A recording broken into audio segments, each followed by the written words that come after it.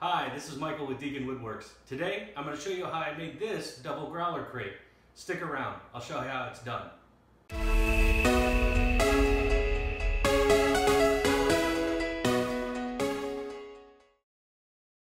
Before we start, let's do some materials planning and make sure we have enough materials on hand to create these 8 boxes.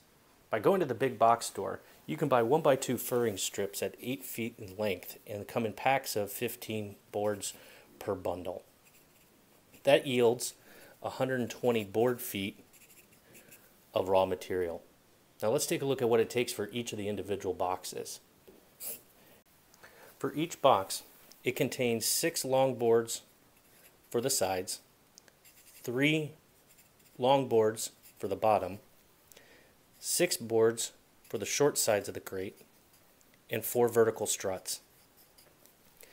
Each long side, or long and bottom, are at 12 inches in length.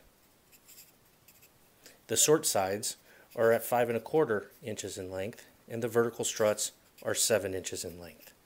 This in total will yield 149 1/2 inches of material in which is needed.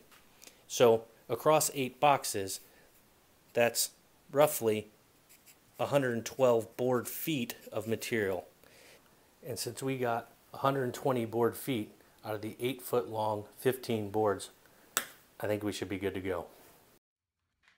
Due to the length of this 8-foot bundle of lumber, I need to cut it in half on my miter saw station before cutting the small pieces. Having built a number of these in the past, I have built myself some templates that I can use to quickly adjust a stop block for the different pieces that I need. So here I'm going to use the 12-inch long one, lower my blade down, set it, put my template up against the kerf of the blade, put a stop block that's up tight against the template, and drop in a clamp and secure that to the fence. This way I can get repeatable 12-inch cuts along the 4-foot lengths that I have, and we should be good to go.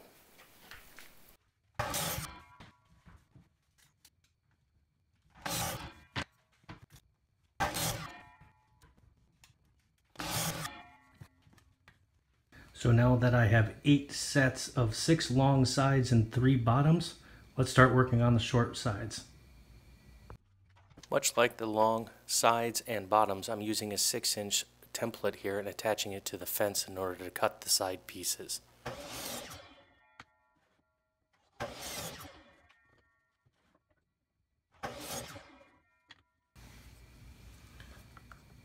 Done, done, done.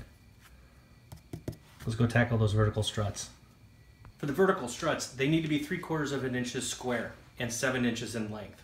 For these 1x2 furring strips, they're each 1 1/2 inches in width.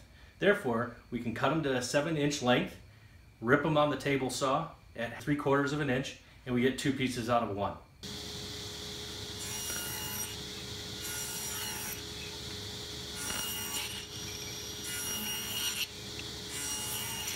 Here we have all the pieces ready to be put together into our double growler crate. I forgot to film the cutting of the 1/4 inch groove along the 12-inch long sides, which will be the dado in which the divider sits into the crate. But that's easily done by setting up a 1/4 inch dado stack and running them through. Here I'm using 1-inch crown staples and glue to assemble the boxes together. Here you can see a jig I built a while back that gives me even space between the horizontal pieces of the box and the vertical struts. I'm just using glue and those 1-inch crown staples to attach them together, and it gives me a perfect side for each growler crate every time.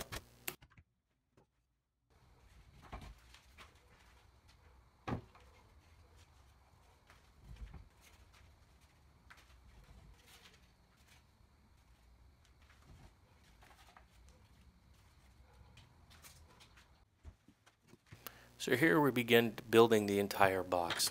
Utilizing the sides we just created, we used the crown staples and glue to put the 6-inch sides on.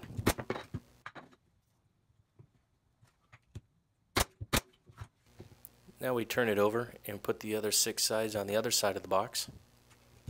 And here we try to make sure that the wood if there are any voids or defects in it, or facing down so they're not displeasing to the eye.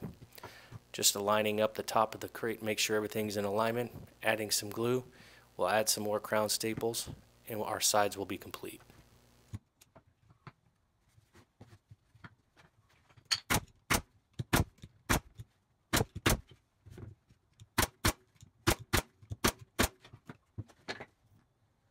Now we throw some more glue on and add the bottoms to it. I usually like to put one staple on the side just to ensure some safety on there, making sure that everything is in line. And we add the center support, nail it down, and everything's done. On to everybody's favorite part, sanding. You can perform the sanding function on each individual piece prior to assembly. However, in this instance, I decided to do it after I assembled it. It allowed me to round all the corners, making sure there were no sharp edges, and was able to feather in some areas where one piece may be 1/8 of an inch too long or 1/8 of an inch too short here or there.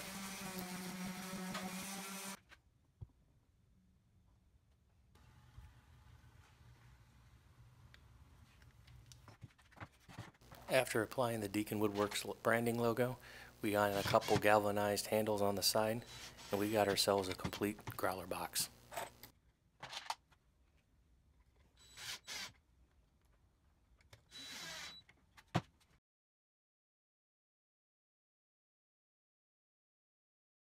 That's it for this one. If you enjoyed it, hit the like button, share it with your friends, and subscribe to my channel as I put out new videos on a regular basis. I've also included links to some other projects I've created which you might enjoy. Well, thanks for watching, and I'll see you next time.